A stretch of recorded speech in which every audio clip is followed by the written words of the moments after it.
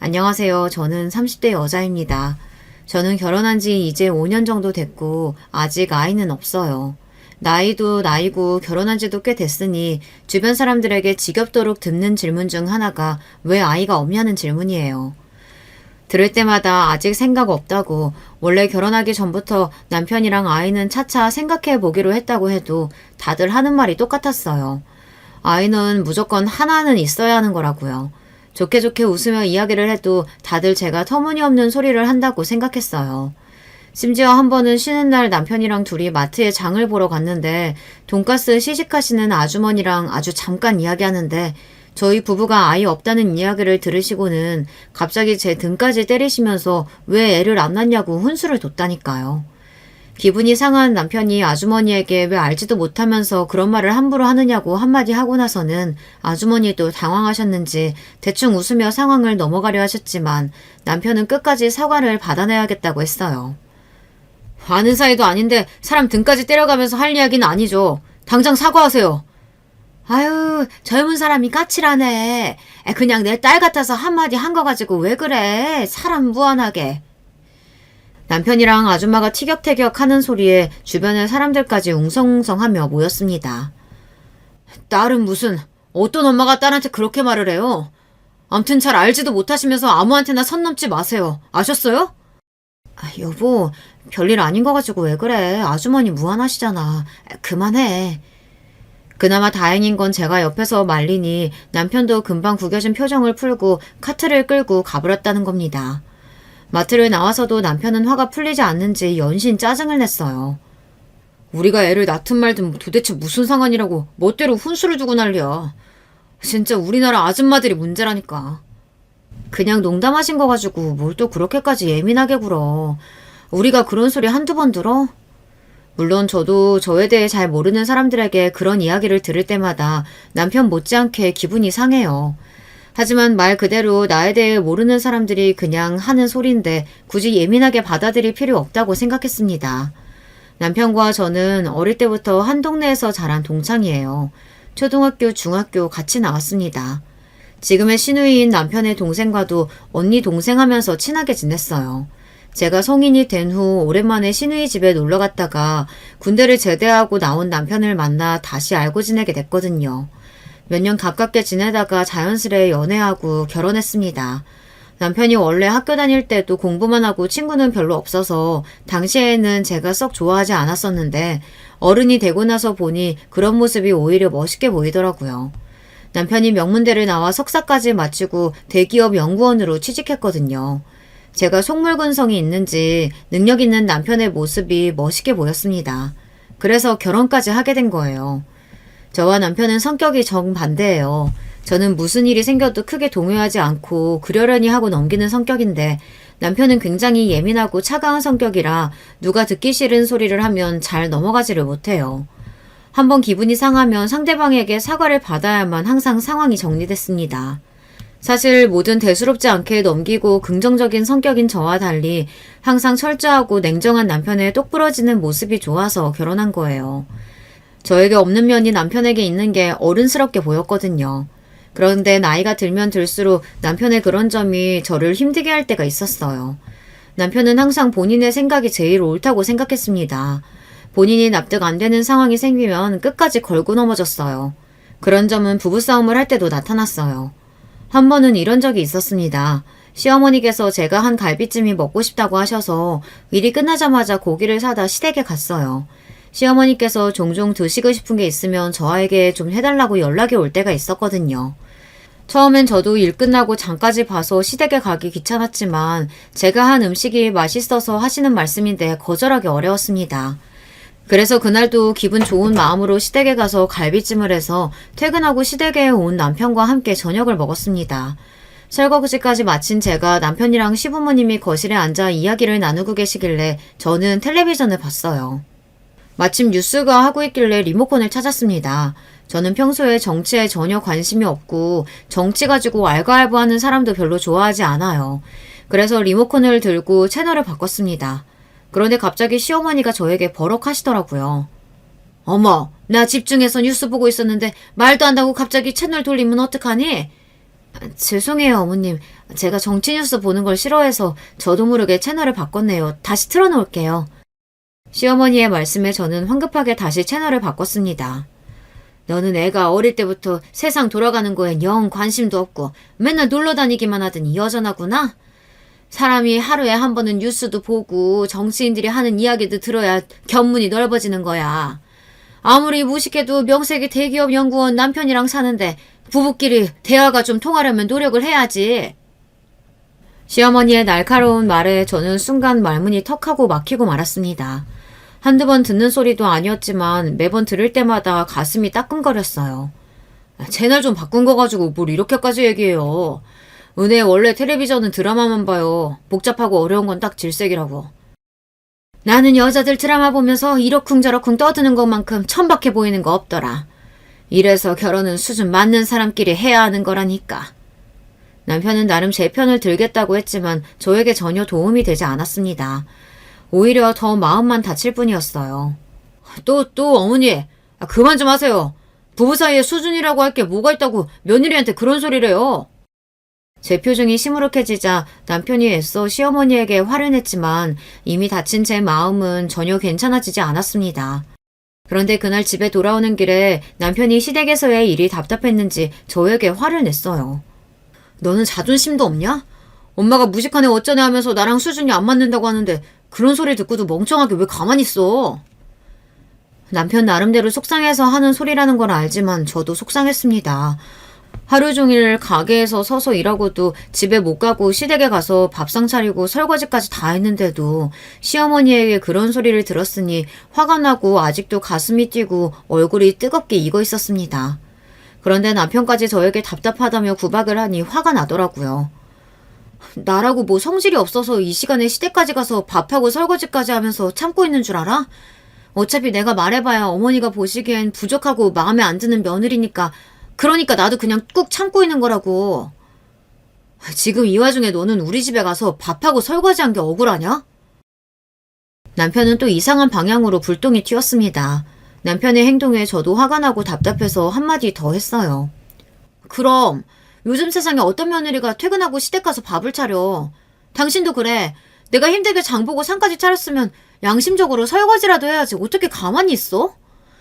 그렇게 하기 싫었으면 하지 말지. 왜 자기 마음대로 다 하고 나서 괜히 가만히 있는 사람한테 생색이야.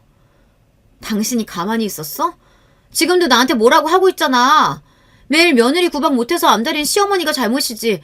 앞에서 말 못하고 가만히 있었던 내가 잘못이야? 그러니까 잘못한 것도 없으면서 맨날 꿀먹은 벙어리처럼 당하고 있지 말고 말을 하라고. 남편은 항상 이런 식이었습니다. 본인이야 하고 싶은 것만 하고 살고 하기 싫은 건 안 하면서 살아서 모르는 거죠. 제가 시댁에서 할 말 다 하고 하기 싫은 건 안 하고 살 수 없는 사람이라는 걸 전혀 모르고 있었습니다. 사실 결혼해서 지금까지 이런 일이 한두 번이 아니었어요. 사실 시어머니께서 결혼 전부터 저를 좋아하지 않으셨어요. 어릴 적 동네에서 그냥 알고 지낼 때야 저에게 아무 관심도 없으셨으니까 몰랐지만 알고 보니 제가 신우이랑 어울려 다닐 때부터 저에 대해 썩 좋지 않으셨나 보더라고요. 집도 가난하고 공부도 잘 못하는 제가 남편과 엮일 줄은 생각도 못하셨나 봐요. 저와 남편이 처음 결혼하겠다고 시댁에 인사 갔을 때 시어머니는 농담하지 말라고 그런 거로 장난치는 거 아니라고까지 하셨습니다. 대놓고 결혼은 절대 안 된다고 하신 건 아니었지만 시누이 말로는 시어머니께서 제가 인사를 드리고 돌아가고 나서 남편에게 정말 저와 결혼하려고 하는 게 맞느냐고 몇 번이나 물으셨다고 하더라고요. 아무리 어렸을 때부터 친구라도 사람이 어느 정도 수준이라는 게 맞아야지. 동네에서 생선이나 파는 집 딸내미랑 네가 어울리기나 해? 우리 집도 지금이야 아버지가 잘 풀려서 사장님 소리 듣는 거지. 어릴 때야 시장에서 장사한 거 똑같은데 무슨 그런 소리래. 부부가 수준 맞을 필요가 뭐가 있어. 서로 좋아하면 되는 거지. 실제로 시어머니와 남편이 대운 대화를 시누이에게 듣고 나서 저는 한동안 마음이 쓰여 남편에게 연락을 못할 정도였어요. 혹시나 시어머니의 말을 듣고 고민하다 저와 결혼을 못하겠다고 할까 봐서요. 어릴 때 시부모님이랑 친정부모님은 같은 시장에서 장사를 하셨어요. 저희 친정부모님은 생선 가게를 하셨고 시부모님은 냉면을 하셨어요. 그런데 시부모님이 냉면집을 하시던 건물 주변으로 재건축이 대대적으로 되면서 시아버지께서 제대로 알박기를 해놓으셨다가 남들보다 돈을 3배 넘게 받아 나오셨어요. 그 돈으로 근처 상가를 샀는데 재건축이 되면서 자연스레 같이 주변 부동산이 배로 뛰어서 갑자기 40억대 건물주가 된 거예요. 그런 거 보면 참 사람 인생이란 모르는 것 같아요. 어릴 때만 해도 같은 시장 골목에서 매일 뛰놀며 부모님끼리도 친하고 했었는데 재건축 이후로 저희 친정은 생선 장사에서 건어물 장사로 바뀌기만 했을 뿐 여전히 시장에서 장사하시고 시부모님은 건물주가 됐으니까요. 아무리 상황이 변했다고 해도 시어머니가 좀 얄미운 게 대놓고 저희 집안을 무시했어요. 제가 이제는 건어물 장사를 하신다고 몇 번을 이야기했는데도 시어머니는 자꾸만 저를 부를 때마다 생선집 딸내미라고 말했습니다. 거기다가 다 지난 일이긴 하지만 아직도 서러운 게 상견례 날 오랜만에 만난 저희 친정 부모님 앞에서 결혼식 날 굳이 뭐하러 사람들을 다 부르냐고 가까운 친지만 모아서 하자고도 하셨습니다. 남들한테 뭐 내세울 만한 결혼이라고 다 불러서 밥까지 먹여. 그냥 우리끼리 모여서 조촐하게 해요. 시어머니와 그냥 하신 이야기인진 몰라도 삽시간에 상견례 분위기는 엉망이 됐습니다. 특히나 전부터 저를 탐탁치 않게 여기시던 시어머니를 얄밉게 생각했던 친정엄마는 참지 못하고 욱하셨죠. 애들 둘이 좋아서 하는 결혼인데 내세우고 말 게 어딨어. 나는 자식이라고 딸 하나라 이 사람 저 사람 다 초대해서 성대하게 할 거야. 준석이 엄마나 조촐하게 불러서 해. 아이고 은혜 어머니도 알잖아요. 이 사람이 우리 준석이 애지중지 키운 거. 애 갑자기 장가 간다고니까 아쉬워서 그러는 거니 좀 이해 좀 해줘요. 그래 우리가 뭐 남인가? 어릴 때부터 한 동네 살면서 식구처럼 지내다가 이제 진짜 한 식구 되는 건데 서로 이해할 건 이해해야지. 싸늘한 상견례 분위기에 시아버지와 친정아버지가 나서서 분위기를 풀어보려고 했지만 이미 감정이 상할 대로 상한 친정엄마는 마음을 풀려고 하지 않았습니다. 세상에 자식 안기한 사람이 어딨어. 난 아무리 봐도 우리 은혜가 훨씬 더 아깝구만. 아이고 제대로 된 직장도 못 구해서 부모 따라 냄새나는 생선 파는 게 뭐가 잘 큰 거라고. 아깝기는 아깝대. 우리 아들 같은 신랑 잡았으면 땡 잡은 거지. 친정엄마도 엄마였지만 시어머니도 시어머니였죠. 한마디도 그냥 넘어가지 않고 서로 끝까지 꼬투리를 잡았습니다. 우리 가게 건어물 장사로 바꾼 지가 언젠데 아직도 냄새나는 생선이래. 결국은 폭발한 엄마가 자리에서 벌떡 일어나면서까지 소리를 질렀습니다. 그러자 시어머니도 마찬가지로 자리에서 벌떡 일어나 삿대질을 했어요. 건어물이랑 생선이랑 다를 게 뭐래? 냄새나고 구질구질한 건 똑같지.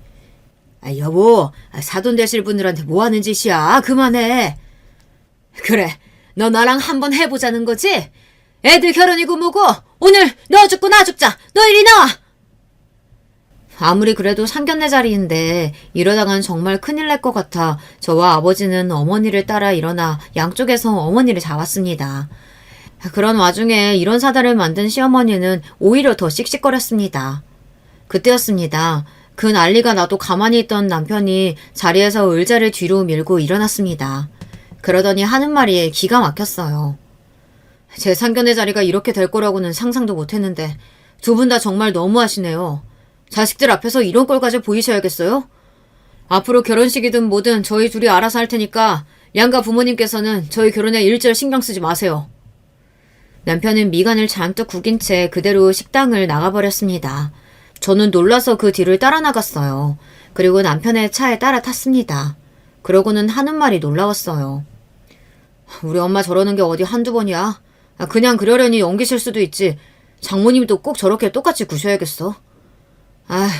저 식당 회사 선배 형네 가게라 어렵게 예약해준 건데 이제 회사에도 우리 집 막장 집구석이라고 소문 다 나게 생겼다. 진짜 쪽팔려. 남편 성격상 나서서 우리 집 편을 들어줄 거라고는 생각 안 했지만 그 와중에 남편은 자기 걱정만 하고 있더군요. 상견례 한 식당이 회사 선배 형네 가게인데 오늘 일이 금방 회사에 소문이 날 거라며 남편은 아직 일어나지도 않은 일을 걱정했어요. 지금 그런 걱정할 때야? 결혼 앞두고 양가 어머님이 저렇게 싸우셨는데? 두 분이 싸우시든지 말든지 우리랑 무슨 상관이야. 그렇다고 결혼 안 할 것도 아닌데. 남편이 저와 많이 다른 사람이라는 거야 진작 알고 있었지만 이 정도로 생각하는 게 다를 줄은 몰랐습니다. 제 마음을 몰라준다고 해서 남편이 원망스럽지는 않았습니다. 남편은 원래 어릴 때부터 본인의 부모님을 별로 좋아하지 않았어요. 돈 조금 더 벌겠다고 알바끼까지 해서 주변에 다 재건축이 들어갔는데 장사도 안 하면서 끝까지 남아 버틴 것도 쪽팔렸고 그 돈으로 건물 좀 샀다고 무슨 부자처럼 구는 것도 싫다고 했었어요.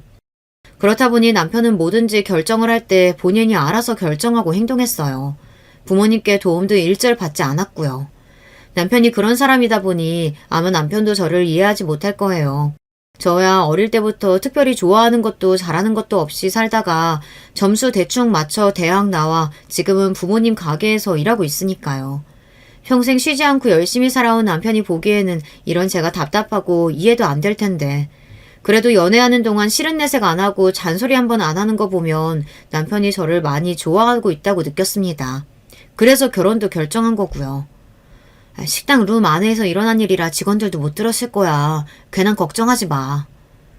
남편에게 서운한 점이 없는 건 아니지만 남편도 저의 부족한 점을 항상 이해해주니 저는 애써 예민하고 날카로운 남편의 성격을 받아주고 보듬어주려고 노력했어요. 그렇게 저와 남편은 상견례 날 양가 부모님의 불미스러운 일을 제대로 마무리하지 않은 채 결혼식을 올렸습니다. 결혼식을 준비하는 내내 친정엄마의 잔소리와 원망 섞인 소리를 듣느라 저도 죄송스러운 마음이 있기는 했지만 남편 말대로 우리 둘이 좋아서 하는 결혼식이니 우리가 알아서 하면 되는 거라고 여겼습니다. 그런데 살다 보니 이게 또 항상 제 마음 같지는 않더군요. 저도 남편도 서로를 향한 마음이 영원히 변하지 않을 줄 알았는데 둘 다 사람이다 보니 서서히 변해갔습니다. 결혼하기 전 남편과 상의해서 결정한 내용이 있었어요. 먼저 결혼은 해도 아이는 필수라고 생각하지 않는 것. 두 번째, 각자의 수입이나 지출은 알아서 관리하고 절대 간섭하지 않을 것. 마지막, 아무리 부부라고 해도 평일이든 주말이든 모든 걸 함께 공유하려고 하지 않을 것. 대부분 남편이 요구한 상황이긴 했지만 저도 특별히 어려울 것 같지 않아 다 동의했어요. 주변에서는 다들 아이 없이 정말 살 수 있냐, 부부끼리 얼마를 벌고 얼마를 쓰는지 모르고 산다는 게 말이 되냐, 그런 말들이 많았지만 저는 나쁘지 않다고 생각했어요. 결혼 전 제가 남편이 좋았던 이유도 저에게 간섭하지 않고 잔소리하지 않아서 좋았던 거니까요. 그런데 좋은 방향으로 생각했던 이 규칙들이 막상 결혼하고 나니 자꾸만 제 발목을 잡았습니다. 한 번은 이런 적이 있었어요. 제가 부모님과 함께 일하는 시장에 모임이 하나 있는데요. 시장에서 장사하는 제 또래 언니 친구들이 만든 모임인데 한 달에 한 번 정도 부부끼리 여행도 가고 술자리도 갖고 하는 모임입니다. 모임을 하는 언니나 친구들이랑 저도 친한데 제가 결혼을 늦게 한 편이라 저는 정작 부부 모임에는 가본 적이 없었어요. 그래서 결혼하게 되면 저도 그 모임에 갈 수 있을 테니 은근 기대하고 있었습니다.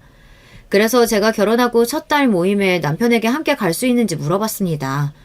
처음 참석하는 거라 모임 사람들이 일정을 우리 부부에게 맞춰주기로 했다고요. 그런데 제 말에 남편이 불편한 티를 확 냈어요. 당신 결혼 전 약속했던 마지막 규칙 까먹었어? 아무리 부부라도 서로의 일정이나 계획 공유하려고 하지 말자고 했잖아. 그래서 미리 말하는 거잖아. 당신 가능한 날 시간 맞춰서 가자고. 저는 남편의 말과 의도가 무슨 뜻인지 정확히 이해가 되지 않았습니다. 제가 생각한 마지막 규칙은 서로 피곤하고 쉬고 싶을 때 갑자기 영화를 보러 가자고 조른다거나 미리 말도 없이 친정이나 시댁에 가자고 한다거나 이런 걸 하지 말자는 정도로 생각했어요. 내가 당신 같이 일하는 사람들 모임에 뭐하러 가? 당신이나 갔다 와. 남편은 아예 모임에 갈 생각이 없다는 말이었어요. 부부 동반 모임인데 나만 어떻게 혼자 가? 결혼 전부터 내가 말했잖아. 나랑 친한 언니랑 친구들이라고. 나도 결혼하면 꼭 가고 싶다고. 저는 너무 황당하고 억울해서 목소리까지 커졌습니다. 아무리 가기 싫어도 그렇지 어떻게 생각도 안 해보고 곧바로 안 간다고 할 수 있는지 모르겠더라고요. 내가 언제 내 친구들 모임이나 직장 사람들 모임에 당신더러 같이 가자고 한 적 있어? 나는 당신 불편할까봐 미리 배려하는 거야. 당신도 나를 위해서 좀 배려해줬으면 좋겠어. 남편을 보고 있으면 항상 말은 그럴듯하게 하는 것 같았지만 결론적으로 보면 항상 본인이 하고 싶은 대로 했습니다. 제가 원하거나 제 생각은 별로 중요하지 않은 것 같았어요. 나는 당신 친구들 모임이나 직장 사람들 하는 모임에 가도 상관없어. 하나도 안 불편해. 부부싸움이라는 게 서로 말이 안 통하다 보니 결국은 목소리가 커지더군요.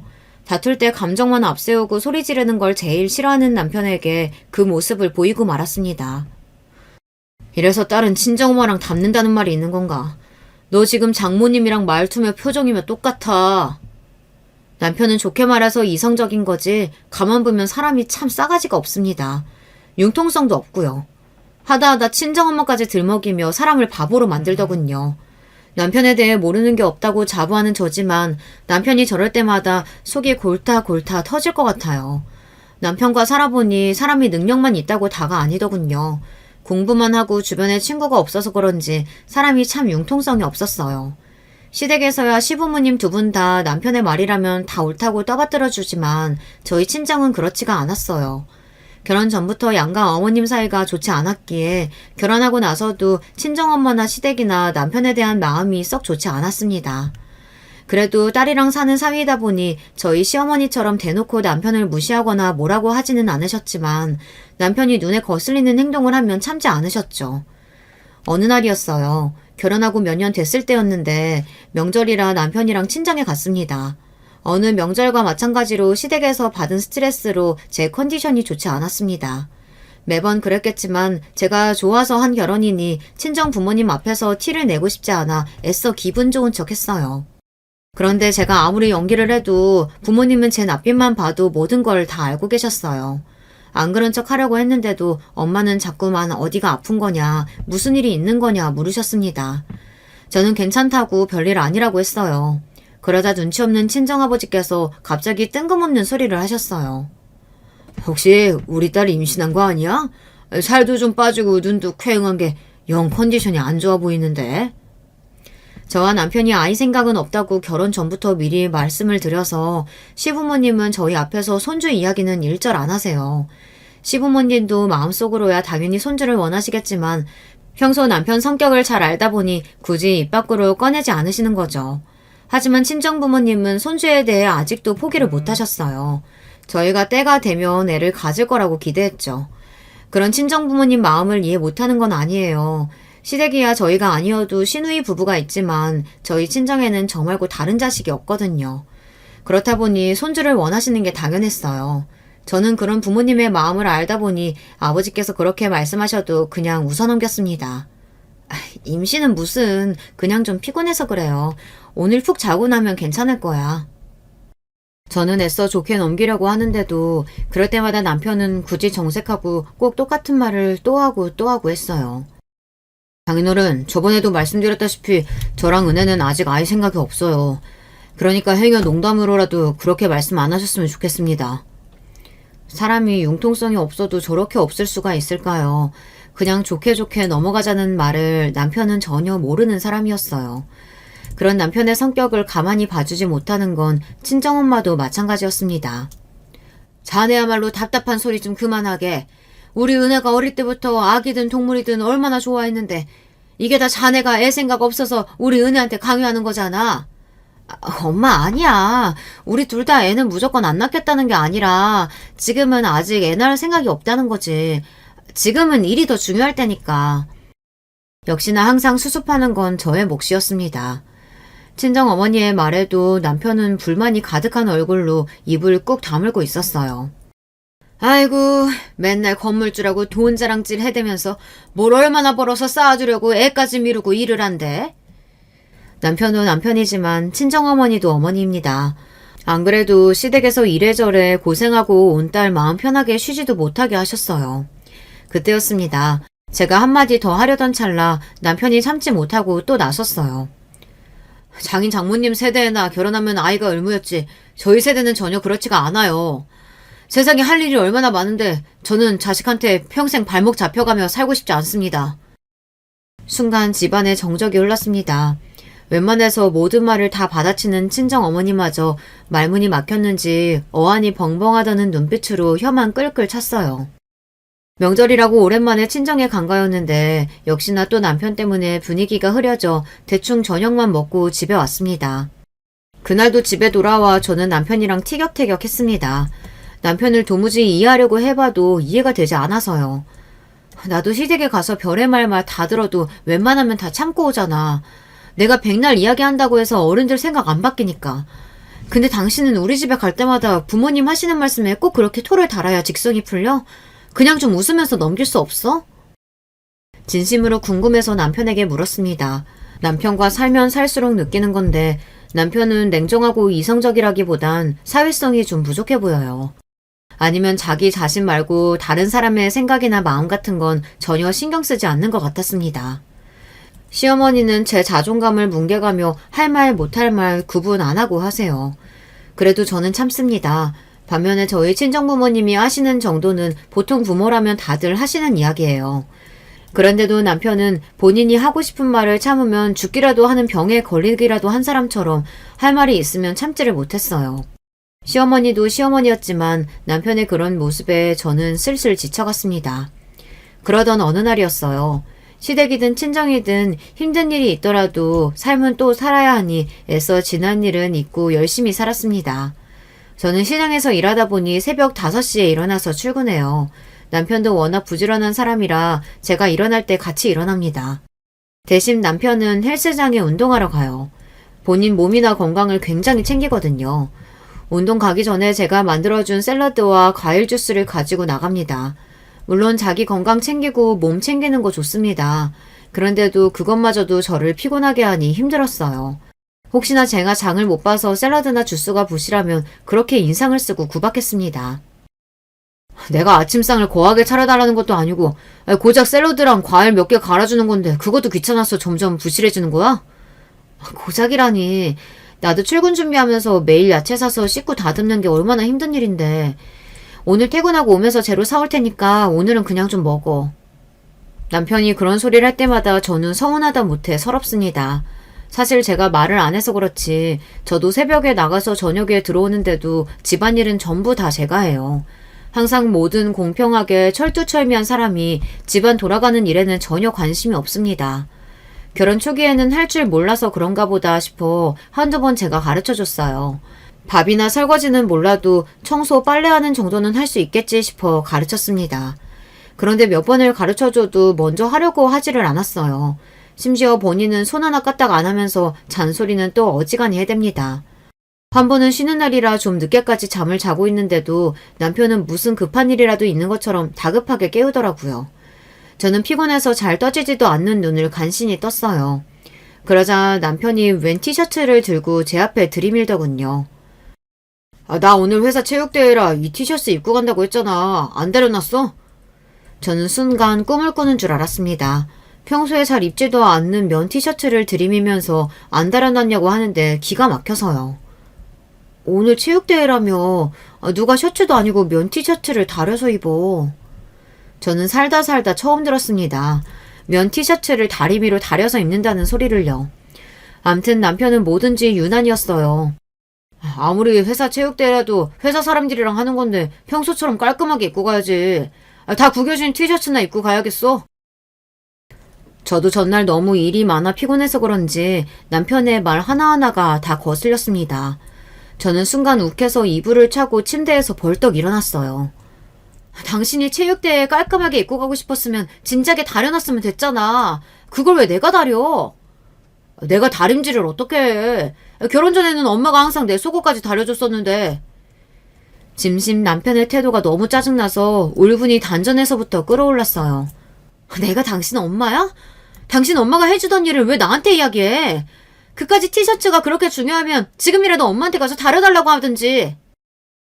평소와 달리 더 흥분한 저의 모습에 남편도 더는 할 말이 없었는지 들고 있던 티셔츠를 획 가지고 나가버렸어요. 저도 참을 만큼 참았습니다. 부부라는 게, 가족이라는 게 모든 일방적인 희생만 있으면 안 되는 것 아닌가요? 남편은 결혼 전과 똑같이 사는 것 같은데 제 삶만 달라졌습니다. 지금까지 살면서 누구한테 미움 한 번 받은 적 없이 귀하게 살았었는데 남편과 결혼하고 나서는 시어머니에게 말도 안 되는 구박을 당하는 것도 모자라 집에서 매일 식모 노릇을 하는 것 같았어요. 남편은 제가 필요한 부분이나 요구사항은 들어주지도 않으면서 본인이 원하는 것과 본인이 원하는 요구사항은 언제든 제가 다 들어주는 게 당연하다고 여겼어요. 그런데 얼마 뒤 믿기지 않는 일이 벌어졌습니다. 그날 남편이 몸이 좋지 않아 출근하지 않고 집에서 재택근무를 하고 있었어요. 평소 잘 아픈 사람이 아닌데 몸이 안 좋다고 하길래 저도 걱정돼서 가게에 나갔다가 일찍 집에 돌아왔습니다.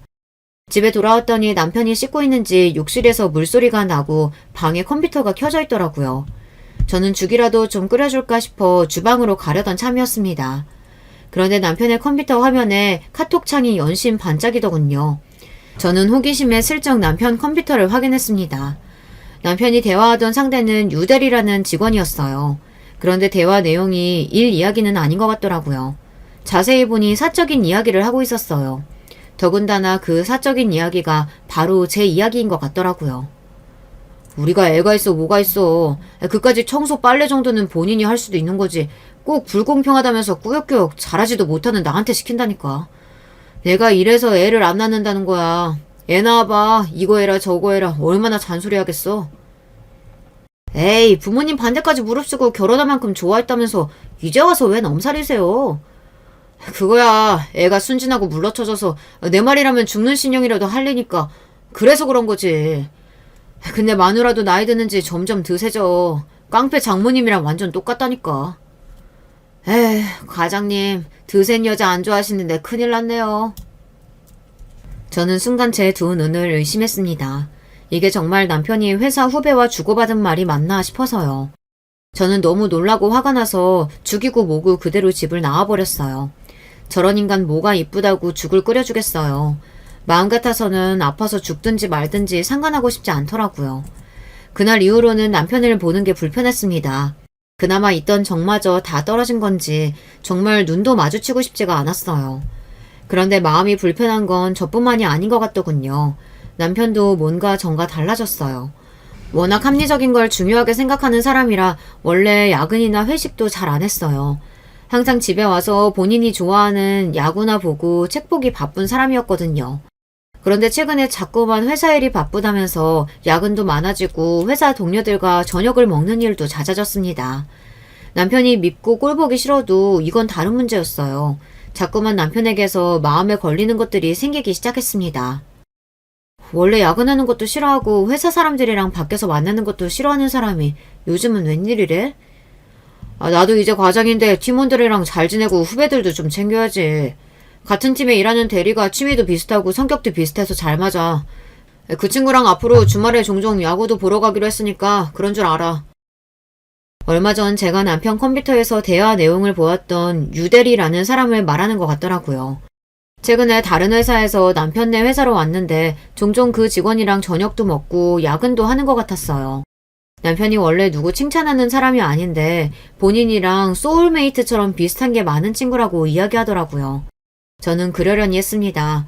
안 그래도 요즘 집에 둘이 붙어 있으면 자꾸 싸우는데 남편도 취미가 있어서 밖에서 사람들도 만나고 즐겁게 보내다 오면 저에게도 더 낫겠다 생각했어요. 그런데 그게 좀 과했어요. 남편은 마치 딴 데 정신이 팔린 사람처럼 가정에는 조금도 관심이 없었습니다. 전에도 집안일에 관심이 있거나 살가운 사람은 아니었지만 그래도 우리가 심적으로 부부라는 유대감도 있었고 주말이면 가끔 영화도 보러 가고 데이트도 하면서 지냈었는데 최근 몇 개월 동안은 전혀 그런 교감이 없었습니다. 남편은 항상 바빴고 저 혼자 집에 남겨지는 일이 많아졌어요. 점점 이런 생활이 자연스러워지니 저도 우울해지더군요. 그리고 오만 가지 생각이 다 들었어요. 어쩌면 이게 바로 주변 사람들이 말하던 자식이 없어서 생기는 부부간의 문제인가 싶기도 하더라고요. 한번 그렇게 생각이 들고 나니 저는 자꾸만 아이를 낳고 싶다는 생각이 들었습니다. 그래서 은근슬쩍 남편에게 아이 이야기를 꺼냈어요. 여전히 아이 낳고 싶은 생각이 없냐고요. 그러자 남편은 기다렸다는 듯 전혀 없다고 대답했습니다. 저는 더 이야기해봐야 남편과 괜히 다투게 될 것 같아 말을 아꼈습니다. 그러고는 며칠 뒤 시댁에 일이 있어서 갔을 때 시부모님께 넌지시 이야기를 했어요. 손주 보고 싶은 생각 없으시냐는 투로요. 제 말에 시아버지는 좋아하셨지만 시어머니는 반응이 달랐습니다. 너희 나이가 벌써 30대 후반인데 지금 나와서 애를 언제 키우니? 괜히 뒤늦게 고생하지 말고 그냥 각자 즐기면서 살아. 에이, 그래도 애는 하나 있으면 좋지 왜? 세아가 너는 아이 갖고 싶은데 준석이 이 자식이 안 낳겠대? 저는 이제 좀 생각이 나는데 준석 씨는 아직인 것 같아요. 저는 시부모님이라도 좀 제 편이 되어주셨으면 해서 이야기했습니다. 역시나 시아버지는 제 말을 긍정적으로 생각하셨어요. 그런데 시어머니는 제 말이 끝나기 무섭게 미간을 구기셨습니다. 얼씨구, 왜? 혹시 너희 부부 사이에 무슨 일 생겼니? 그래서 뜬금없이 애라도 가지겠다고 그러는 거야? 시어머니는 생각지도 못한 소리를 하셨어요. 제 속을 다 꿰뚫어 보기라도 하시는 것처럼 저와 남편 사이를 물으셨습니다. 저는 애써 아니라고 더 늦기 전에 낳고 싶은 것 뿐이라고 했습니다. 제 말에도 시어머니는 못 믿겠다는 듯 의미심장한 눈빛으로 연신 저를 쳐다봤어요. 저는 괜한 말을 했다 싶었습니다. 그로부터 얼마 뒤 시아버지의 칠순잔치 날이 됐어요. 그 자리에서 믿기지 않는 충격적인 일이 있었습니다.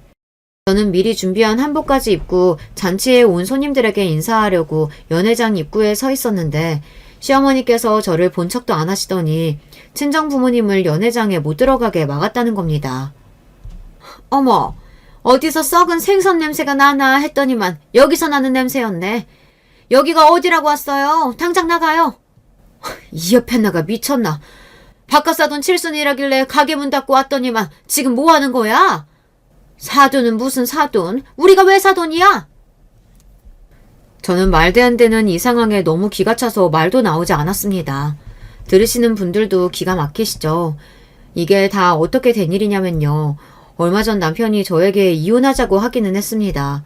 뜬금없이 술에 잔뜩 취해서 들어와서는 저를 깨우더니 한다는 말이 이혼해달라고 하더군요. 남편에게 여자가 생겼대요.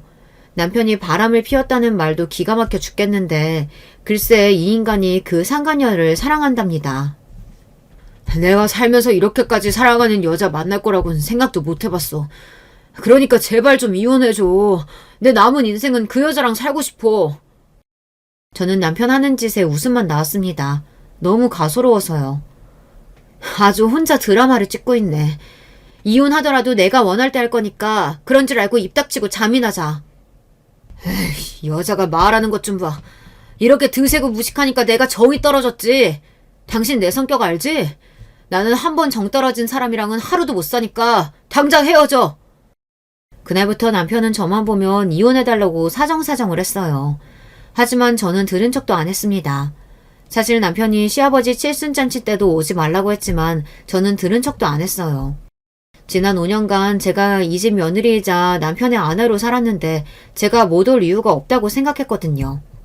그때였습니다. 믿기지 않는 일이 벌어졌어요.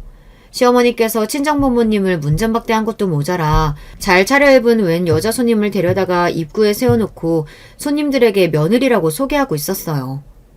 아, 여기까지 와주셔서 감사해요. 네, 맞아요. 이쪽이 저희 며느리예요. 아들이랑 같이 대우기업 다녀요. 얼굴도 예쁘죠? 저는 기가 막히고 코가 막혔습니다. 멀쩡히 이 집 며느리인 제가 여기 있는데 다른 년을 며느리라고 소개하더라고요. 치사한 남편과 시어머니가 무슨 짓을 꾸밀지 생각 못했던 건 아니지만 이렇게까지 할 줄은 몰랐습니다. 알고 보니 남편이 저와 헤어지고 새로 만난 상간녀와 재혼하겠다고 벌써 시부모님께 인사까지 했나 보더라고요. 시어머니야 저보다 학벌도 좋고 직업도 좋은 상간녀를 마다할 이유가 없었는지 바로 허락했답니다. 그러니까 결국 현재 시어머니와 남편의 걸림돌은 저 하나였던 거예요. 빨리 저를 정리해야 남편이 원하는 대로 살 수 있으니까요. 그쯤 되니 저도 간신히 붙잡고 있던 이성의 끈이 빠지지 끊어지더군요. 저는 우렁찬 목소리로 소리를 냅다 질렀습니다. 이 늙은 여은년아, 내가 만만해 보이니? 내가 너희 두 모자 가만히 둘 줄 알아? 제 목소리에 호텔 연회장 로비가 쩌렁쩌렁 울렸어요. 그러자 주변에 있던 손님들이 웅성웅성 수군거렸습니다. 이 옆에 내가 미쳐도 단단히 미쳤네. 무식하게 사람들 앞에서 지금 뭐 하는 거야? 미친 건 너지, 인간아. 너야말로 쪽팔리는 줄 모르고 지금 뭐 하는 거야? 나 아직 너랑 이혼 안 했어. 법적으로 너랑 내가 부부라고. 근데 감히 저런 천박한 상간녀들을 내 자리에 데려다 놓고 소개해? 얼씨구, 얘, 말은 똑바로 해야지. 우리 유진이가 어디를 봐서 천박하니? 네가 무식해서 뭘 모르나 본데 우리나라에 간통죄가 없어진 지가 언젠데 상간녀는 상간녀야. 너랑 우리 준석이 솔직히 식만 올렸지 애도 없고 남보다 못하게 살았잖아. 우리 아들이 이제야 정신 차려서 제대로 된 여자랑 좀 살겠다는데 방해 좀 그만하고 알아서 좀 떨어져. 내가 위자료는 알아서 두둑히 챙겨줄게. 시어머니는 이제 아예 체면은 다 갖다 버리셨는지 막 나갔습니다. 저한테는 매일 생선집 딸내미라고 부르더니만 이제 만난 지 얼마 되지도 않은 상간년원을 우리 유진이라고 불렀어요. 저는 시아버지 칠순잔치나 다 끝나고 터뜨릴까 했는데 더는 참을 수가 없었습니다. 아, 네. 우리 어머님. 상간녀가 굉장히 마음에 드시나 본데 어디 이 사실을 알고도 그 입에서 우리 유진이 소리가 나오는지 좀 볼까요? 저는 가방에서 꺼낸 서류 봉투를 시어머니의 가슴에 던져줬습니다. 제 행동에 남편은 놀라 저에게 다가와 지금 뭐 하는 거냐고 눈을 동그랗게 떴어요. 뭐긴 뭐야. 멍청한 네가 사랑했던 그 여자의 실체지. 내가 우리 유진이에 대해 모르는 게 뭐가 있다고 실체는 실체야. 괜한 짓 하지 말고 그만 돌아가. 정색한 남편이 이제 그만하라며 저를 연회장에서 쫓아내려고 했습니다. 그때였어요. 제가 건넨 서류를 확인한 시어머니가 깍 소리를 질렀어요. 이게 다 뭐야? 너 이유진, 너 이게 사실이야? 애가 셋이나 있다는 게 사실이냐고! 시어머니의 소스라치는 목소리에 순간 그 자리에 있던 사람들 모두가 놀라 쑥덕거렸습니다. 그랬습니다. 저는 진작 남편과 상간녀의 외도 사실을 알고 상간녀의 뒷조사를 좀 했습니다. 외도 사실을 어떻게 알았냐고요? 세상 일이라는 게 참 모르는 거더라고요. 알고 보니 유대리라는 사람이 남자가 아니고 여자였더라고요. 저는 남편이 유대리에 대해 자주 이야기하길래 당연히 남자라고 생각했어요. 제가 유대리가 여자라는 사실을 어떻게 알게 된 줄 아세요? 그날은 주말이었습니다. 남편이 유대리와 야구를 보러 간다고 나간 날이었어요. 오랜만에 자유를 얻은 저도 집에서 빈둥거리며 누워있었습니다. 그런데 채널을 돌리다가 우연히 남편이 보러 갔다던 야구 중계를 보게 됐어요. 저야 야구의 야자도 잘 모르지만 남편이 응원하는 팀이 잘 못한다는 건 익히 들어 알고 있었어요. 그런데 웬일로 이기고 있더라고요. 오랜만에 야구장 간 건데 해태팀이 이기고 있어서 좋아하고 있겠네. 어머, 저게 뭐야? 저 사람 지금 저기서 뭐하고 있는 거야? 본인이 응원하는 야구팀이 맨날 진다고 징징거리더니만 때마침 남편이 직관하러 간 날 이기고 있으니 남편이 좋아하고 있겠구나 싶었어요. 잠깐 야구를 보다가 채널을 바꾸려던 그때 충격적인 장면을 제 두 눈으로 보고야 말았습니다. 운명처럼 한 선수가 홈런을 쳐서 공이 객석으로 날아가던 그 순간 야구장 카메라가 객석에 있던 남편을 잡았는데 남편 옆에 처음 보는 여자가 떡하니 앉아있더라고요. 심지어 둘이 좋아서 손을 꼭 잡은 모습이 그대로 텔레비전 화면에 잡혔어요. 아주 찰나였지만 저는 똑똑히 봤습니다. 순간 저는 가슴이 철렁하고 떨어지는 줄 알았습니다. 분명 회사 유대리랑 야구 보러 간다던 남자가 웬 낯선 여자와 함께 야구장에 있었어요. 그날 밤 팀의 승리가 너무 좋아서 유대리와 맥주까지 마시고 왔다는 남편은 샤워하고 나오자마자 잠들었습니다. 저는 곧바로 남편의 핸드폰을 들고 거실로 나와 남편의 핸드폰을 뒤졌습니다. 통화 기록은 말 그대로 유대리밖에 없었어요. 저는 찜찜한 마음에 카톡에 들어가 유대리의 프로필 사진을 확인했습니다. 유대리의 프로필 사진은 마침 오늘 야구장에서 찍은 본인의 사진이었어요. 저는 왜 생각하지도 못했을까요? 유대리가 여자일 거라고요. 유대리는 여자였습니다. 저는 그날 밤 너무 혼란스러워서 잠도 제대로 자지 못했어요. 어디까지가 진실이고 무엇이 거짓인지 구분이 되지 않아서요. 바로 그날부터 저는 남편과 상간녀의 뒤를 밟았습니다. 둘이 아주 불이 붙었는지 주변 눈치도 안 보고 바람 피우는 증거가 수두룩하더군요. 일주일에 두세 번씩 모텔에 가는 사진과 둘이 주고받은 메신저 사진, 그리고 남편의 비밀 SNS 계정까지 다 찾아냈습니다. 남편과 그 상간녀 연애 뒷조사를 하던 중 저는 놀라운 사실을 알게 됐습니다. 제가 운이 좋은 건지 나쁜 건지 인연이 보통 년이 아니더라고요. 남편네 회사에 오기 전 다녔던 회사에서도 스캔들이 생겨서 회사를 그만둔 거였어요. 알고 보니 인연이 상습적인 가정 파괴범이더라고요. 항상 유부남들에게 접근해 이혼하게 하고 남자 재산을 가로챘어요. 더군다나 애가 셋이나 있더라고요. 정식으로 결혼은 한 번도 안 했는데 낳은 애만 셋이에요. 애 셋이 다 생물학적인 아버지가 다르더라고요. 가관도 이런 가관이 없었습니다. 저는 절로 웃음이 나왔어요. 공부만 할 줄 알았지 세상 물정이라고는 모르더니만 남편이 당해도 제대로 당했어요. 저는 상간녀의 진짜 모습을 알고 난 뒤 며칠 동안 너무 속이 시원하고 고소해서 남편을 볼 때마다 안쓰럽다는 생각마저 들었습니다. 그런데 이 멍청한 인간이 술을 먹고 들어와서 저에게 이혼해달라며 사정을 하더라고요. 웃겨 죽는 줄 알았습니다. 제가 못 알아듣는 척 하는데도 자꾸만 사랑하는 여자가 생겼다고 하길래 괘씸해서 이 사실을 언제 알릴까 엿보고 있었어요. 그날이 바로 오늘 시아버지의 칠순날이었죠. 아이고, 이게 무슨 일이야. 이 멍청한 자식, 만나는 여자마자 도대체 왜 다 이 모양이야? 그럴 리가 없어. 유진아, 그치? 이거 다 거짓말이지? 시어머니는 사람들이 다 있는 호텔 로비에 벌러덩 누워버리고 남편은 상간녀 년에 바지가랭이를 잡았습니다. 상간녀는 이 상황에 쪽팔린지 남편을 밀쳐내고 호텔을 빠져나갔어요. 막장이 따로 없었습니다. 그 일 이후 남편과 시어머니는 망신을 제대로 당했습니다. 남편은 회사도 그만뒀어요. 그러든지 말든지 저와는 상관없는 일이었습니다. 저는 남편과 이혼했어요. 당연한 일이었죠. 저나 남편이나 서로의 밑바닥까지 다 봤으니 조금 더 함께 있고 싶지 않았습니다.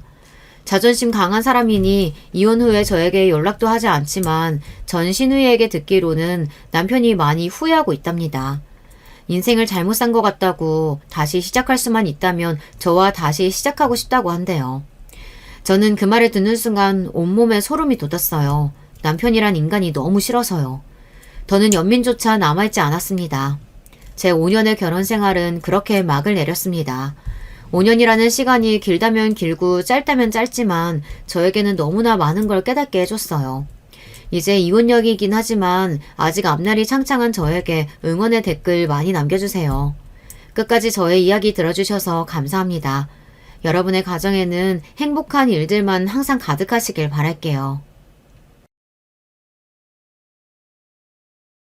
안녕하세요. 저는 35이 된 주부입니다.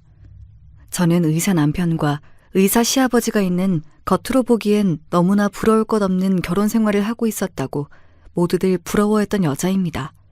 그런데 정작 저는 8년간의 결혼 생활이 정말 지옥과 같았습니다.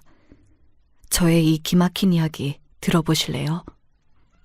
저는 어렸을 때 열이 심하게 나서 피부병이 올라와 아토피로 발전을 했었습니다. 그래서 저희 부모님은 저를 정말 살얼음판을 걷는 심정으로 키우셨다고 합니다. 하도 알러지가 심해서 먹어도 되는 음식보다 먹으면 안 되는 것들이 더 많을 정도였는데요. 그 중에 제일 심했던 게 새우 알러지였어요. 그래서 저희 집은 어머니가 새우를 한 번도 밥상에 올리지 않으셨습니다. 김치에도 새우젓을 절대 넣지 않으셨고요. 저한테는 새우 과자조차도 엄격하게 금지되어 있었습니다. 새우를 먹으면 목이 부어올라 호흡이 곤란해지는 건 물론이고 온몸에 두드러기가 나서 미친 듯이 긁게 되는 이런 알러지 심한 체질을 갖고 있었기에 저는 학교 급식을 먹을 때도 엄청나게 조심하게 되었습니다. 선생님과 조리원분들도 저를 알고 있었을 정도였으니 제가 얼마나 불편했었는지 청취자 여러분은 짐작이 가실 거라고 생각됩니다. 그렇게 식생활을 통제하면서 조심조심 살아가던 저에게 뜻하지 않은 사건이 일어났습니다. 대학교 4학년 졸업 전에 졸업여행을 갔던 저는 그곳에서 새우가 들어있는 음식을 먹고 큰일이 날 뻔한 것이었습니다. 저희 과 학생들과 다 같이 제주도로 놀러 갔었는데 교수님이 해산물을 너무 좋아하시는 분인 거예요. 그래서 제주도에 아는 단골 맛집이 있다면서 데리고 갔던 곳이 하필이면 해산물 전문 식당이었던 거였습니다. 저는 해산물 중 새우만 조심하면 된다고 생각해서 식당 직원에게 새우가 안 들어간 음식을 달라고 주문했습니다. 과 친구들 중에서도 제 새우 알러지 증상을 잘 알고 있는 친한 몇 명의 친구들이 있어 저에게 새우 조심하라고 하면서 반찬으로 나온 돼지고기나 해산물이 안 들어간 음식들만 제 앞에 놓아주었습니다. 여기, 너는 새우 먹으면 안 되지? 돈가스랑 밥 먹어. 김치도 있고. 김이랑 메추리알 같은 거랑 먹어야겠다. 내일은 교수님께 얘기해서 해산물 전문 식당 가지 말자.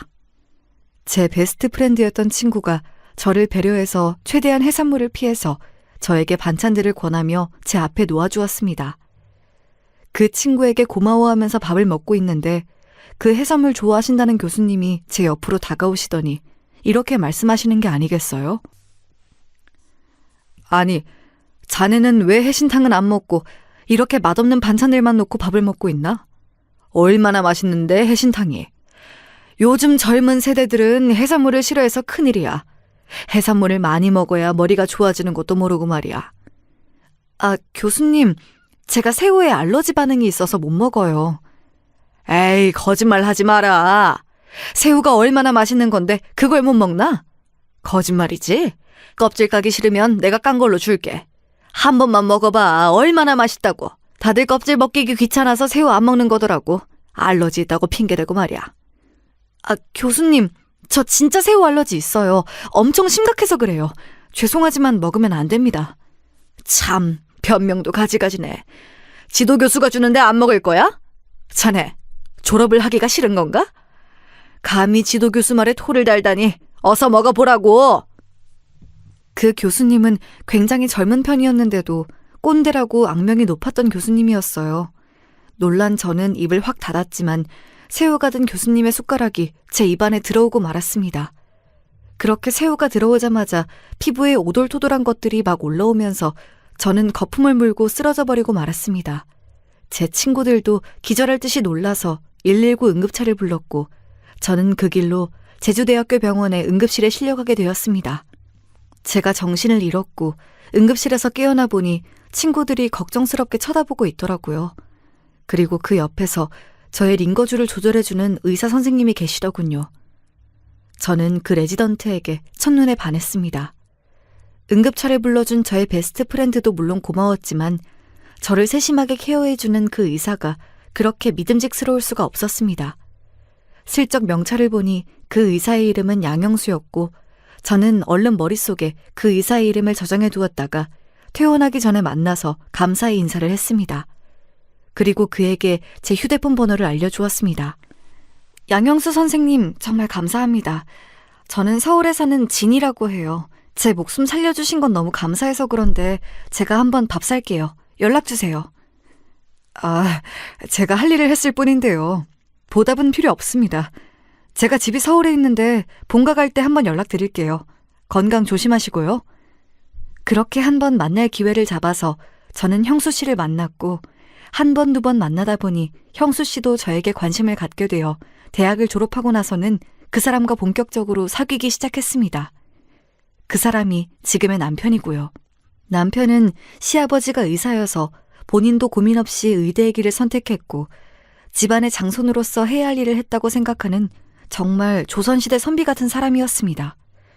그러나 연애를 하던 시절에는 그런 바르지만 융통성 없는 성격조차도 좋아 보이는 것이었습니다.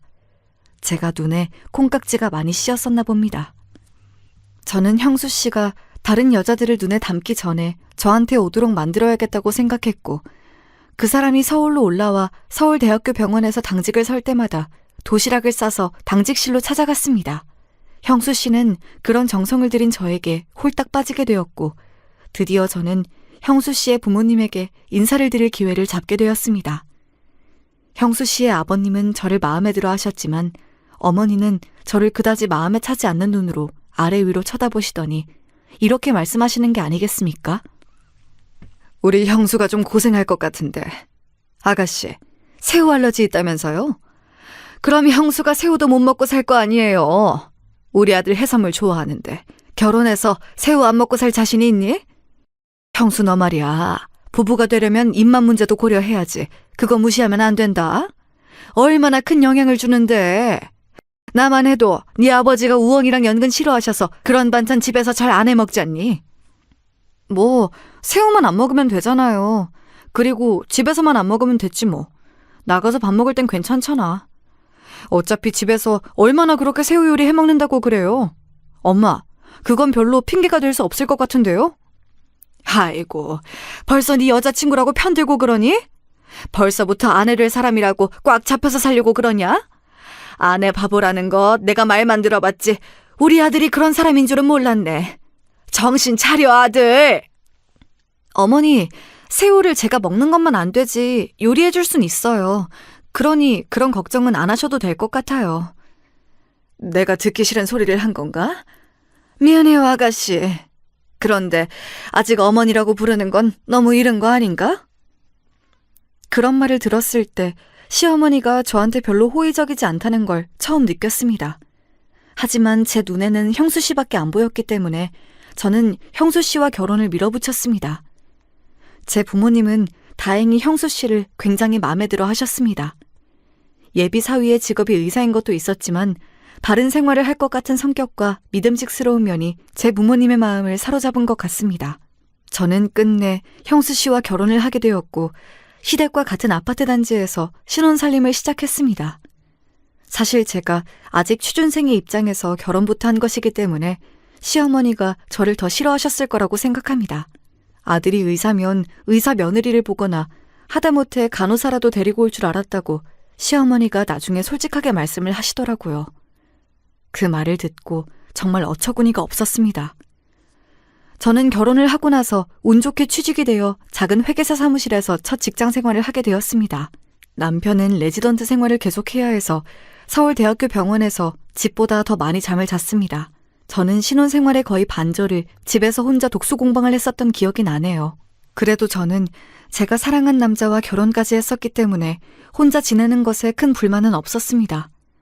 보고 싶으면 밤중에라도 병원 근처로 가서 남편과 데이트를 즐기고 집으로 돌아오기도 했으니까요. 게다가 세금 신고 기간에는 저도 집에서 잠만 자고 나올 정도로 바빴습니다.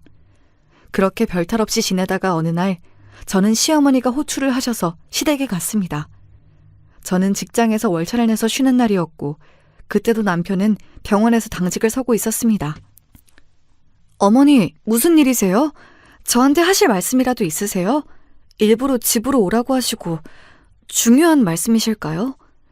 아, 다른 게 아니고 너 데리고 한의원 가서 진맥 한번 받아보려고. 사실 결혼하기 전에 했었어야 하는데 우리 아들은 신체 건강한 거 내가 알지만 너는 새우 알러지 말고는 아는 게 없잖니? 그러니까 뭐 병이라도 있는 건가 알아둬야 할 것 같아서. 그리고 애기도 가져야 하니까 보약도 좀 챙겨 먹이려고 그래. 그러니까 아무 말 말고 따라 나서. 어머니, 저 그 알러지 말고는 다른 거 없어요. 새우 말고 견과류 종류도 좀 그렇고요. 그 두세 가지 말고는 저 정말 아무런 병도 없어요. 그리고 결혼한 지 1년 좀 됐는데 무슨 벌써 아기 이야기를 하세요. 아직 제 나이도 어리고 저는 그렇게 빨리 아기 갖고 싶은 생각 없어요. 저 그냥 집에 가면 안 될까요? 얘 좀 봐. 누가 시어머니 말을 그렇게 무시하니? 세상 어느 며느리가 너처럼 퇴바라진 애가 있는지 난 드라마에서나 봤다. 너 같은 앤 처음이야. 시어머니가 아니어도 어른이 말하면 그냥 네 하고 즉각 따라 나설 것이지 무슨 잔말이 그렇게 많아? 어머니는 너무 강경하게 한의원에 같이 가기를 종용하셨고 저는 어쩔 수 없이 그날의 월차를 한의원 가서 진맥하는 데에 다 써버려야 했습니다.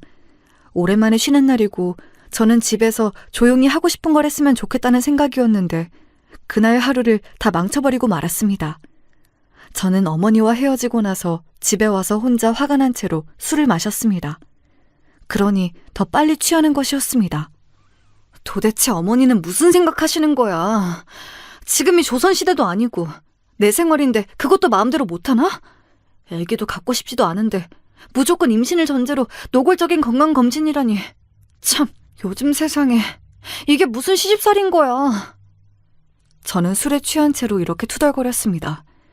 그러다 남편에게 이 사실을 말하고 시어머니 좀 말려달라고 부탁하려고 당직 서고 있는 남편에게 카톡을 했습니다. 형수 씨, 나야. 오늘 어머니가 같이 한의원 가자고 하셔서 정말 가기 싫었는데 갔다 왔어. 나 알러지 때문에 아무 약이나 먹으면 안 되는데 약도 잔뜩 지어주셨어. 자기가 어머니한테 다음부터 그러지 마시라고 말 좀 잘해주면 안 될까? 이렇게 카톡을 보내고 한참을 기다려도 남편은 답이 오지 않았습니다. 저는 답장 기다리다 지쳐서 12시가 지나기도 전에 씻지도 않고 잠들어 버렸습니다. 집안은 엉망진창으로 어지른 채로 말이죠. 다음 날 당직을 다 서고 남편은 새벽에 집에 온 것 같았습니다. 그래도 제가 어젯밤에 어지른 거실과 해놓지 않았던 설거지며 과자 조각들은 깨끗하게 치워져 있었습니다. 저는 남편이 웬일인지 의아해하면서도 고마웠습니다. 평소에는 너무 피곤해서 집에 오면 겨우 씻고 잠만 자기 바쁜 사람이거든요. 저는 남편이 좋아하는 밥과 된장찌개를 끓이기 시작했습니다. 음식 냄새를 맡고 일어났던지 남편이 제 등 뒤로 다가오며 말했습니다. 당신 일어났네? 어젠 무슨 일 있었어? 집안이 당신답지 않게 많이 어질러져 있던데. 내가 들어오자마자 피곤했는데도 다 치워놨어. 나한테 고맙지? 어제 내가 보낸 카톡엔 왜 답장 안 해? 어제 그거 기다리다 잠들었는데 아직까지도 안 왔더라? 당신 설마 익십한 거야? 제가 남편을 흘겨보면서 말했더니 남편은 의문스러운 표정을 지었습니다. 카톡이라니 무슨 카톡? 나 받은 거 없는데? 정말 안 왔어. 이것 봐. 남편은 자기 휴대폰 카톡을 열어 보여주었습니다. 정말 저는 눈을 의심할 수밖에 없었습니다. 제가 어제 보낸 카톡이 전혀 흔적도 없이 사라져버린 거였습니다. 나 정말 보냈단 말이야. 내 쪽에 카톡에서 남아있단 말이야. 누가 당신 휴대폰을 만졌을 리는 없고 이게 무슨 일이지? 남편은 제가 다른 사람이 휴대폰을 만졌던 거 아니냐는 뉘앙스의 말을 하자 흠칫하더니 곧 말을 더듬으면서 얼버무리려고 하는 것이었습니다. 아니, 누가 남의 폰을 만져? 그럴 리가 없잖아. 카톡에 장애가 와서 내 쪽으로 안 왔나 보지 뭐. 그건 그렇고 어제 카톡으로 하려던 말이 뭔데? 오늘 나 쉬니까 저녁 때 어디 가서 맛있는 거나 먹을까? 은근슬쩍 넘어가려는 남편을 두고 저는 출근을 해야만 했습니다. 그때는 조금 의심을 하긴 했지만 설마 남편이 저에게 거짓말을 하리라고는 꿈에도 생각지 못했기에 저는 그런가 보다 하고 넘어갔었습니다.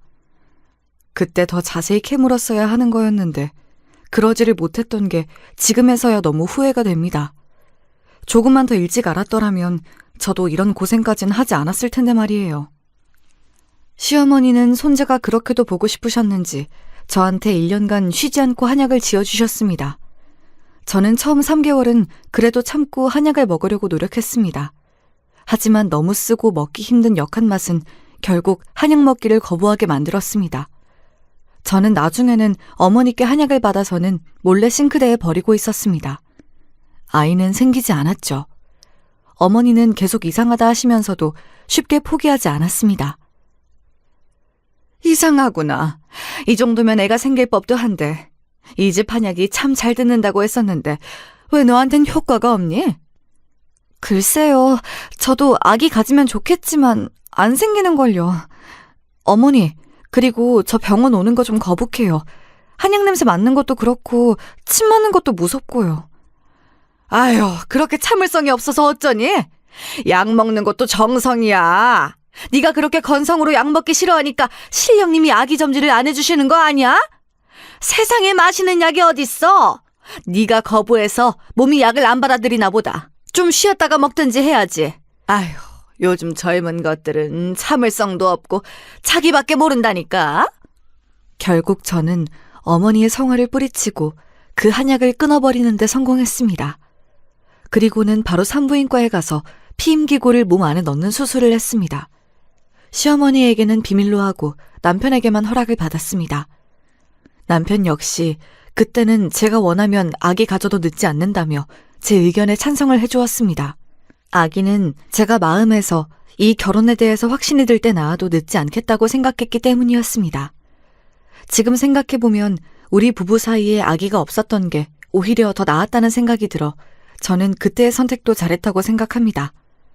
만약 남편과의 사이에 애가 있었다면 지금 일어나는 일들도 저는 더 견디기 어려웠을 거고 이 사람과 쉽게 헤어지지도 못했을 것이니까요.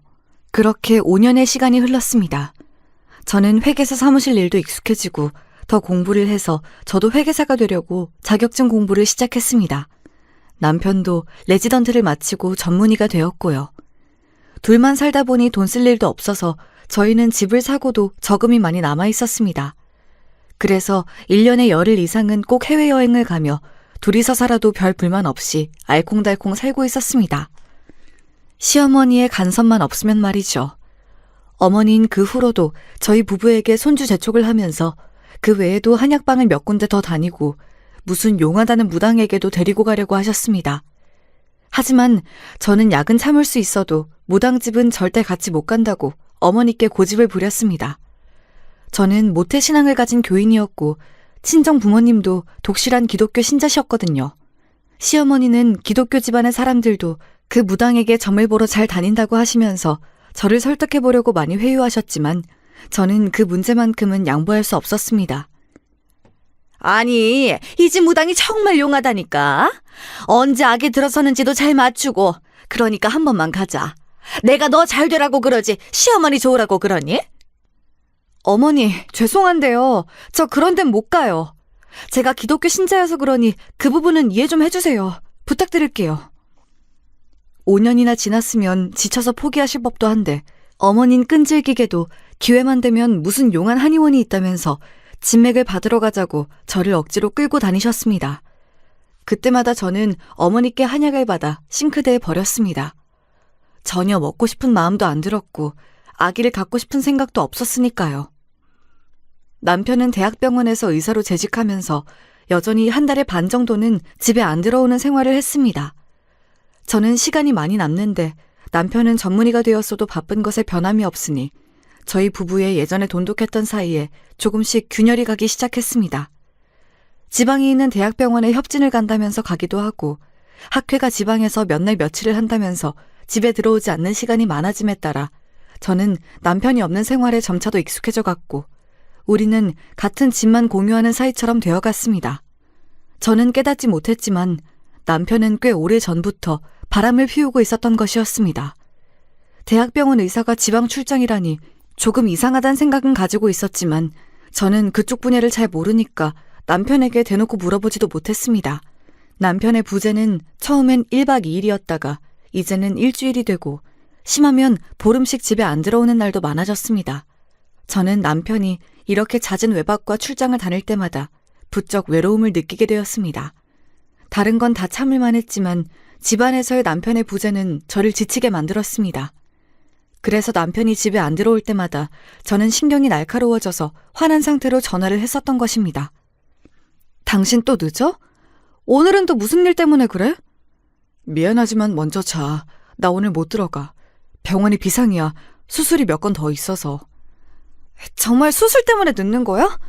혹시 딴짓하는 거 아니지? 바빠 죽겠는데 당신까지 그럴 거야?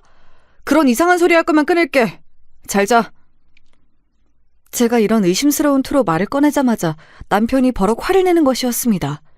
예전부터 제가 남편의 행적을 의심하는 듯한 말을 하면 과하다 싶을 정도로 화를 내거나 못 들은 척하고 말을 다른 식으로 돌리기를 반복해왔습니다. 저는 남편이 화를 내면서 전화를 끊어버릴 때마다 서러움에 눈물이 났습니다. 남들이 들으면 호강에 겨운 소리라고 할지도 모르겠지만 돈이 아무리 많으면 뭘 하나요? 가정을 지키는 든든한 남편이 없는 저는 왜인지 과부 같은 느낌이 들었습니다. 그러던 어느 날 시어머니가 갑자기 저희 집으로 오시겠다고 전화를 하셨습니다. 저는 어머니가 오시는 것만큼은 싫었지만 아무렇지 않은 척 전화를 받았습니다. 예, 새아가. 어머니가 김치 맛있게 담갔는데 너무 잘 되어서 너희한테 좀 갖다 주려고 그래. 오늘 저녁에 집에 있을 거지? 어머니, 일부러 안 오셔도 되는데 제가 가지러 가도 되잖아요. 그리고 저번에 주신 것도 있어요. 굳이 오늘 안 오셔도 될 것 같아요. 너는 시어머니가 집에 오는 게 싫었니? 매번 좋게 전화를 받는 적이 없어. 내 아들은 새로 담은 김치 잘 먹으니까 갖다 줘야겠으니 오늘 퇴근하면 집에 바로 와. 알겠니? 꼭 시어머니가 화내는 걸 봐야 속이 시원하니? 죄송해요. 오늘 또 그 사람 안 들어온다고 해서 제가 좀 예민했어요. 네 남편이 의사라 바빠서 못 들어오는 걸 어떡하니? 병원 일이라는 게 그래. 밤낮도 없고 언제든지 무슨 일 생기면 못 들어오는 거야. 그러니 네가 그건 이해를 해라. 네, 알겠습니다. 전화 끊겠습니다. 시어머니의 전화를 끊고 저는 우울해졌습니다. 어머니만 생각하면 가슴 한쪽이 답답해져 왔습니다. 전생에 무슨 악연인지 항상 어머니는 저를 괴롭히는 것을 즐기시는 것 같았습니다. 잊을만 하면 결혼한 지 7년이 지난 아직도 손주 타령하시면서 애 못 낳는 저한테 책임이 있다고 말씀하시고 저 때문에 남편이 집에 자주 안 들어오는 것처럼 말씀하셨습니다. 그런 말을 계속 듣다 보면 저도 혹시 나 때문인가 하는 생각이 들게 되잖아요. 그래서 저는 어머니와 대화하는 게 싫었던 것 같아요. 어머니는 그렇게 저를 조금씩 가스라이팅하고 계셨던 것 같습니다. 저녁에 집에 오신 시어머니는 저에게 밥을 먹고 가겠다고 말씀을 하셨습니다. 저는 체할까봐 어머니와 같이 무엇도 먹고 싶지 않았지만 부랴부랴 있는 반찬으로 저녁을 차렸습니다. 시어머니가 가져오신 새로 담은 김치도 문제의 그 저녁상에 올라갔습니다. 예, 밥 먹자. 얼른 이 김치 좀 먹어봐. 어머니가 맛있게 했으니까. 네네, 드세요 어머니. 제가 알아서 먹을게요. 아니, 이거 얼른 네가 먹어야 되는데. 그래야 네 입맛에도 맞는지 어떤지 알지. 알았어요, 먹어볼게요. 그러니까 어머니 먼저 얼른 드세요. 어머니의 강권에 못 이겨 저는 김치를 입에 넣었습니다. 그런데 김치를 먹자마자 입안이 부어오르고 온몸이 간질거리는 것이었습니다. 저는 깜짝 놀라서 어머니께 간청을 했습니다. 어머니, 이 김치에 뭐 들어갔어요? 혹시 새우젓 넣으셨어요? 저 새우 알러지 있어요. 어서 응급차 좀 불러주세요. 이상하네. 새우젓 안 넣었는데. 혹시 너 어머니한테 거짓말 하는 거 아니니? 어머니는 뻔뻔하게도 식탁에서 떨고 있는 저를 가만히 내려다보면서 거짓말을 하시는 것이었습니다. 음식에 조금만 들어있어도 새우 알러지는 금방 몸에 나타나고 목숨을 잃을 위험까지 있어서 저한테는 새우는 절대 먹으면 안 되는 음식이었기에 어머니가 아무런 조치를 취하지 않자 마지막 힘을 다해서 휴대폰 긴급전화 기능으로 119를 불러놓고 나서 저는 정신을 잃었습니다. 저는 병원 응급실에서 정신을 가까스로 차렸습니다. 깨어나 보니 저의 친정엄마가 제 손을 꼭 잡고 기도를 하고 계셨습니다. 제가 눈을 뜨자 어머니는 울먹이면서 저한테 물었습니다. 진이야, 어찌된 일이니? 네가 새우를 먹다니 이게 무슨 일이니? 너 시어머니에게 미움받고 살았던 거니? 네 시어머니가 가져온 김치에 글쎄 새우가루 성분이 검출되었단다. 아무리 그래도 그렇지 새우 먹으면 죽을 수도 있는 너한테 이런 짓을 하다니. 그 여자 살인미수로 고발해버려야 하는 거 아니니? 내 이 나쁜 년에게 콩밥을 꼭 먹이고 말 거야. 친정엄마는 눈물을 흘리면서 자초지종을 말씀해 주셨습니다. 시어머니가 가지고 온 김치에는 새우가루가 들어있었고 그걸 숨기기 위해서 간을 세게 해서 제가 맛을 모르도록 했던 거였습니다. 사정을 알게 되자 저는 온몸에 소름이 쭉 끼쳤습니다. 시어머니가 아무리 제가 미웠다 하더라도 이런 식으로 저를 죽이려고 할 줄은 상상도 못했었거든요. 그런데 도대체 무슨 이유로 시어머니는 저에게 새우가루를 먹이려고 했을까요? 아무리 생각해도 이유를 알 수가 없었습니다. 아버지도 제가 깨어났다는 소식을 듣고 제 병실로 찾아오셨습니다. 그런데 제가 이런 일을 당하고 있을 때에도 남편이란 사람은 나타나지도 않았습니다. 결혼 전에는 그가 목숨을 구해주어서 믿음직한 그의 모습에 반했었는데 결혼한 지 8년이 되자 이 사람은 내가 무슨 일을 당하든 관심도 없구나 하고 생각이 들자 저는 병상에 누워 서러움의 눈물을 흘렸습니다. 저의 부모님은 제가 눈물을 흘리자 어쩔 줄을 몰라 저를 위로하시기 시작했습니다. 진이야, 너 친정에 와서 몸과 마음을 좀 쉬다가 들어가는 게 어떻겠냐? 이참에 엄마가 해준 밥도 좀 먹고 이런 일이 있어 음식 조심도 해야 하니 양서방도 네가 친정 갔다고 뭐라고 못할 거 아니냐. 아버지, 그 사람은 제가 집에 있든 없든 상관없을 거예요. 이미 오래전부터 저에게 그 사람은 같이 집을 쓰는 사람일 뿐이니까요. 좋아요. 저도 퇴원하면 친정으로 가고 싶었어요. 그래. 그리고 네 시어머니가 한 짓도 좀 더 캐내야겠다. 그래서 내가 그 여자 꼭 고소하고 말 거니까. 어머니는 엄청 화가 나셨는지 시어머니가 꼭 벌을 받게 할 거라고 몇 번씩 입술을 악물며 말씀하셨습니다. 그리고 그 계획은 갈수록 구체성을 띄어갔습니다. 어머니의 사촌 동생 중에 경찰로 재직하다가 퇴직한 분이 계시다고 하면서 그분에게 부탁하여 제 사건을 수사해달라고 부탁하셨다고 하더라고요. 어머니의 사촌 동생은 경찰 후배에게 부탁하셨고 그분은 시어머니와 남편에게 미행을 붙이셨다고 했습니다. 그런데 제가 친정에 가 있는 동안 시어머니는 병원 근처의 한 아파트에 자주 드나드는 것을 목격했다고 하더라고요. 그 아파트를 조사해보니 남편의 명의로 되어 있었다고 했습니다. 저는 그 말을 듣고 너무나 놀랐습니다. 그 집은 제가 아는 집이었기 때문입니다. 남편이 레지던트였던 시절에 그 집에 몇 번 가본 적이 있었는데 거기는 남편과 같은 과 여자 레지던트가 임시로 빌려서 살고 있던 곳이었습니다. 그 레지던트는 의대 시절부터 남편과 친했다고 하면서 저에게도 스스럼 없이 친구가 되자고 한 여자였습니다. 그때 당시에는 그 여자가 남편과 바람을 피울 거라고는 생각도 못했기 때문에 저는 그 여자와 기꺼이 친구가 되기로 했습니다. 저보다 3살 위인 남편과 같은 나이였기 때문에 저는 그 여자를 언니라고 부르며 신혼 초에는 잘 따르고 남편과 같이 만나 술을 마시고 놀던 사이였습니다. 그러다가 남편과 그 여자가 바빠져서 저와는 자연스럽게 사이가 멀어지게 되었고 두 사람이 나누는 의학 용어들이 가득한 대화에 저는 전혀 끼지 못했었기 때문이기도 했습니다. 점점 그 여자가 불편해지기 시작했습니다. 사실 남편을 바라보는 그 여자의 눈에서 스치듯 지나는 욕망을 읽어낸 적도 있어서 저는 그 두 사람이 그런 사이라는 것을 어렴풋이 눈치챘을지도 모르지만 그것만큼은 믿고 싶지 않았던 것입니다. 나중에 알게 된 이야기지만 예전에 제가 보냈던 카톡 역시 그 여자가 남편 몰래 남편의 핸드폰을 보고 지워버렸다고 하더라고요. 그렇게 미행을 붙인 경찰들이 가져다 준 결과들은 남편과 이혼 소송을 내기에 충분한 사건이었습니다. 그리고 그 여자에게도 상간녀 위자료 소송을 걸었습니다. 확실히 그 여자와 남편의 불륜 관계가 오래되었고 그 사실을 알게 된 것이 최근이라면 남편의 상간녀에게도 위자료를 받을 수 있다고 이혼 전문 변호사가 말했기 때문이었습니다. 그 사실을 다 알고 난 뒤 저는 남편과 시댁에 완전히 정남이가 떨어졌습니다. 저는 몸이 회복되고 나서 아무도 없는 집에 들어가 화풀이로 닥치는 대로 그릇이며 병들을 깨부쉈고 남편이 나중에 집에 오면 놀라기를 바라며 남편과 저의 행복한 순간이 들어있었던 결혼사진이 든 액자를 산산히 깨뜨려버렸습니다. 그렇게 집안을 아수라장으로 만든 뒤 저는 짐을 싸서 친정으로 아예 들어와 버렸습니다. 저의 부모님도 남편의 불륜 사실을 알게 되자 펄펄 뛰면서 화를 내셨습니다. 그래, 잘했다. 그딴 양아치 같은 녀석과 그 집안에는 다시 들어가지 말아라. 너의 시어머니도 그렇고 네 남편도 고소해서 손해배상 청구 받아내야겠구나. 손해배상만 해? 어림도 없지. 내 딸 목숨을 위태롭게 한 여잔데 꼭 형사 고발해서 콩밥 먹게 만들어야지.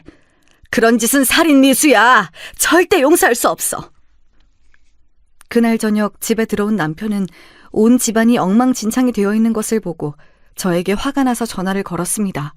저는 남편의 전화를 일부러 몇 번 받지 않다가 남편이 카톡을 보낸 것을 보고 전화했습니다. 당신 왜 전화 안 받아? 그리고 집안에 도둑 들었어? 무슨 일이 있었길래 이렇게 엉망진창이 되어 있는 거야? 당신 이 문자 받으면 얼른 집으로 와. 당신이 나한테 무슨 할 말이 있다고 생각해서 전화한 거야? 그 집엔 다시는 안 들어갈 거니까 그렇게 알고 당신은 고소장이나 받을 준비해. 당신도 그 여자도 불륜으로 고발해버릴 거니까. 도대체 누구한테 무슨 말을 들었는데 고소장을 보낸다는 거야? 불륜이라니 무슨 말도 안 되는 소리야? 내가 무슨 잘못을 했는데? 당신이 이렇게 나올 줄 알고 내가 저장해놨지. 이걸 보면 아무 말도 못하게 될 거야. 눈이 있으면 똑똑히 보라고. 뻔뻔하게도 남편은 모르쇠로 밀고 나가기로 한 것 같았습니다. 그런 남편에게 저는 경찰들이 넘겨준 그 여자와 같이 아파트로 웃으며 들어가는 남편의 얼굴이 찍힌 사진을 카톡으로 보냈습니다. 안 봐도 전화기 너머 남편의 얼굴은 백지장처럼 하얗게 질려있을 것이 뻔한 일이었겠지요. 남편은 정말로 당황했는지 갑자기 말을 더듬기 시작했습니다. 도대체 이건 어떻게 알고? 그런데 당신이 생각하는 그런 관계 절대 아니야. 정말이야, 믿어줘. 그 여자한테도 상간녀 소송으로 고소장 보냈으니까 둘이서 잘 입을 맞춰서 말해야 될걸? 너희들 둘 다 내가 콩밥 먹여주고 말 거야. 그러니까 기대하고 있어. 저는 말도 안 되는 변명을 늘어놓으려는 남편에게 그럴 틈도 주지 않고 버럭 소리를 지르고 나서 뚝 전화를 끊어버렸습니다. 그렇게 내 솔직한 감정을 발산하고 나니 어쩐지 속이 후련해지는 것이었습니다. 내친 김에 저는 시어머니에게도 전화해서 할 말을 다 해야겠다고 생각했습니다. 시어머니는 웬일로 제 전화를 기다렸다는 듯 금방 받으셨습니다. 여보세요? 너 몸은 괜찮니? 어머니가 네가 새우 알러지 있는 걸 깜빡하고 새우가루를 좀 섞었는데 그것 때문에 네가 그렇게 될 줄 몰랐어. 정말이야. 시어머니는 제 전화를 받자마자 몰랐다면서 슬쩍 비겁하게 넘어가시려고 하시는 것이 아니겠습니까? 더 이상 저를 걱정하는 척하는 시어머니의 가식적인 변명을 듣고 싶지가 않았습니다. 어머니가 김치에 새우가루를 넣어 저를 해코지하려 했던 이유가 남편이 상간녀와의 사이에 아들을 낳았다는 사실을 알고 저를 죽이고 그 두 사람을 결혼시키려고 했다는 사실을 알게 되었고 저는 시어머니가 너무나 무서워졌습니다. 제가 모르는 사이에 남편과 이런 사실들을 모의했었다는 생각이 들자 저도 가만히 있으면 안 되겠더라고요. 저는 크게 한숨을 들이쉰 후 어머니에게 하고 싶었던 말들을 폭포수처럼 쏟아냈습니다. 어머니가 처음부터 저를 마음에 안 들어 하신다는 것 잘 알고 있었고요. 저도 어머니가 별로 마음에 안 들었어요. 그리고 저 어머니 고소할 거예요. 제 목숨을 위험하게 만든 것에 대해선 실수였든 의도가 있었든지 결과는 같으니까요. 그리고 저 남편이랑 이혼할 거예요. 남편도 제가 언니라고 따르던 그 여자랑 바람 피우고 있었던 거 다 드러났고요. 그거 법정 증거로 제출할 거예요. 알고 있었죠? 그 사람 두 집 살림하고 있었던 거. 그리고 저요. 어머니가 그 집에 우리 집보다 더 뻔질나게 드나들었다는 것도 알아요. 이제 다시는 볼 일도 없고 합의 따위는 꿈도 꾸지 마세요. 아시겠어요? 시어머니는 개뿔, 이 지긋지긋한 할망구야! 뭐라고? 할망구라니 이게 미쳤나? 어디서 본데 없이 어머니한테 대들어? 누가 말 그렇게 싸가지 없이 하라고 가르쳤니? 됐고요. 이제 다신 전화하지 마세요. 저 남편하고 어머니 연락처 다 삭제할 거니까 그렇게 하세요. 자꾸 전화해서 귀찮게 굴면 어머니도 정말 콩밥 먹게 되실 거예요. 저는 할 말을 다 하고 나서 불이 나게 전화를 끊어버렸습니다. 시어머니는 제가 전화를 끊자마자 몇 번이고 제 다이얼을 눌러서 저에게 반격을 하고 싶으셨던 것 같지만 저는 그 전화를 모두 일일이 차단해버리고 말았습니다. 이렇게 할 말을 다 쏟아내고 나니 10년 묵었던 체중이 훅 내려가는 것이었습니다. 이제까지 시댁 눈치 보느라 못했던 말들이 생각보다 많이 쌓여 있었던 것 같습니다. 저는 시원하게 한바탕 웃어버렸습니다. 하지만 그렇게 웃고 나자 곧 허무한 감정이 밀려왔습니다. 제 눈에는 어느새 뜨거운 눈물이 흘러내렸습니다. 그날 저는 눈이 퉁퉁 붓도록 울면서 방에서 한 번도 나오지 않았습니다. 그러다가 지쳐서 잠에 들었습니다. 다음날 제가 늦잠을 실컷 즐기고 있는데 또 전화벨이 울렸습니다. 그 누구인지 확인하니 남편의 상간녀의 전화였습니다. 제가 보낸 고소장이 그 집으로 들어간 모양이었습니다. 저는 그 나쁜 년의 전화를 받았습니다. 전화를 받자마자 분노에 찬 그 여자의 목소리가 들려왔습니다. 야! 너 도대체 무슨 수작이야? 미쳤어? 내가 니네 남편이랑 무슨 바람을 폈다고 이래? 증거도 없으면서 소장이라니 무슨 말도 안 되는 소리야? 난 절대 그런 적 없으니까 어서 취소해. 이거 해결 안 하면 나 너 명예훼손으로 고소할 거야? 왜? 네가 해놓고 안 믿어진다고? 그러지 말고 만나서 네 눈으로 똑똑히 보면 그땐 아무 말도 못하겠지. 병원 앞에 카페로 나와. 네가 그렇게 말하는 증거를 지금 당장 보여줄 테니까. 저는 그 여자를 만나러 가려 하니 제 퉁퉁 부은 눈과 얼굴이 신경이 쓰였습니다. 그래서 최대한 독하게 보이는 화장을 하고 여우같이 눈꼬리를 아이라인으로 올렸습니다. 그렇게 마음의 무장을 한 후 저는 그 카페로 갔습니다. 제가 카페에 들어서자마자 흰 가운을 입은 그 여자가 눈썹을 치뜨며 다짜고짜 제 멱살을 잡고 대들었습니다. 이런 상황을 뭐라고 부르면 좋을까요? 방귀 낀 놈이 성을 낸다더니 그 말이 정말 딱 맞았습니다. 야! 이게 정말 언니 하면서 잘 따르길래 놔뒀더니 이 어처구니 없는 짓거리를 해? 너 이년아, 당장 고소 취하지 못해? 누가 누구한테 성을 내는 거야? 내가 니년의 머리채를 휘어잡고 싶은 걸 참는 중이니까 말 그만해. 닥치고 이거나 봐. 저는 눈을 잔뜩 부라리고 저에게 달려드는 그 여자를 뿌리치고 인쇄된 사진들을 내밀었습니다. 남편과 그 여자가 같이 호텔에 들어가는 모습, 그리고 남편의 명의로 된 집에 같이 장바구니를 들고 가는 모습들이 선명하게 찍힌 사진들을 보자 그 여자는 놀라서 눈을 휘둥그레 떴습니다. 그 여자는 경악한 얼굴로 자기 죄가 드러나자 쉽게 말을 잇지 못했습니다. 그러면서도 저를 노려보는 그 눈에 힘은 안 풀리더라고요. 여러분, 이 여자 참으로 뻔뻔한 여자 아닌가요? 이런 여자를 한때마나 믿고 따랐다니 저는 그 사실만으로도 분해서 이가 갈리고 치가 떨렸습니다. 이걸 언제, 어떻게... 너 누구한테 부탁해서 불법 미행이라도 했어? 이 멍청한 게! 이런 사진들 따위가 법정에서 증거가 될 거라고 생각해? 어림도 없지! 이것들 전부 현직 경찰분들이 나한테 파일로 넘겨준 훌륭한 증거야. 이 바보 같은 년아. 이제 알겠니? 너도 내 남편도 이젠 끝이야. 둘 다 파멸의 길을 한번 걸어봐. 남의 눈에 눈물 내놓고 네 년놈들은 잘 살 수 있을 것 같아? 어림도 없지. 너희 둘 다 이제 죽었다고 생각해야 할걸? 저는 그 말을 끝으로 그 상간녀의 얼굴에 시원하게 얼음이 든 아이스 커피를 끼얹어 줬습니다. 그 여자는 커피가 어지간히 차가웠는지 소리를 빽빽 지르며 호들갑을 떨더군요. 야, 이 미친년아! 너 이리 와! 아, 분해! 여기 좀 봐요. 저 년이 저한테 커피 뿌렸어요. 누구든 경찰에 신고 좀 해주세요! 누가 누구를 신고한다고 지랄이야. 여러분, 저 여자 제 남편이랑 붙어먹은 환양년이에요. 꼭 신고해야겠다면 저 여자 좀 신고해주세요. 제가 그 여자에게 소리를 치자 카페에 있던 손님들은 일제히 그 여자의 사진을 찍거나 동영상을 찍어 각자 이 소식을 아는 사람들에게 퍼나르기 바빴습니다. 내일이 되면 각종 SNS에 불륜녀로 낙인이 찍히게 되겠지요. 서울대학교 병원에서도 쫓겨났으면 좋겠다는 바람이네요. 저는 카페를 나와 택시를 타고 곧장 집으로 갔습니다. 집에 오니 오늘 하루 동안 내내 참았던 눈물이 흘러내렸습니다.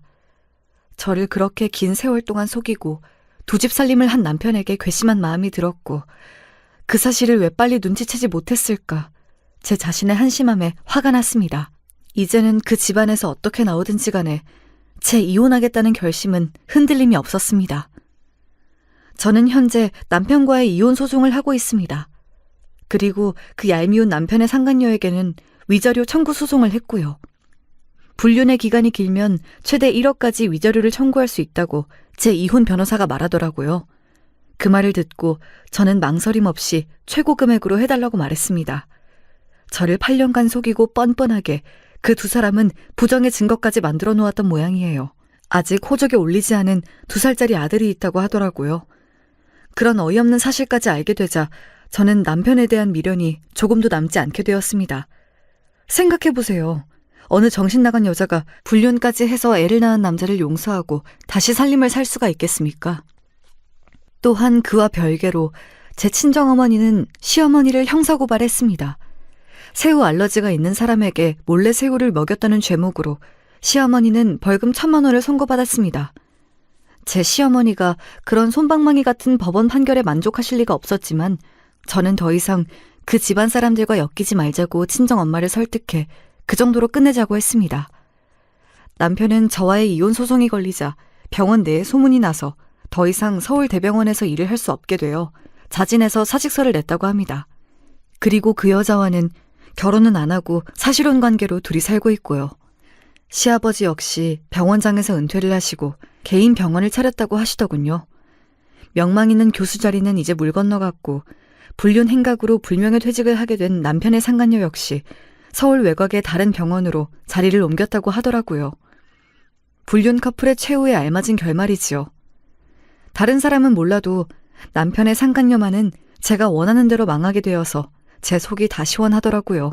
시어머니와 남편과의 소송이 한창 진행되고 있던 어느 날 저의 친정집으로 갑자기 시아버지가 불쑥 찾아오셨습니다.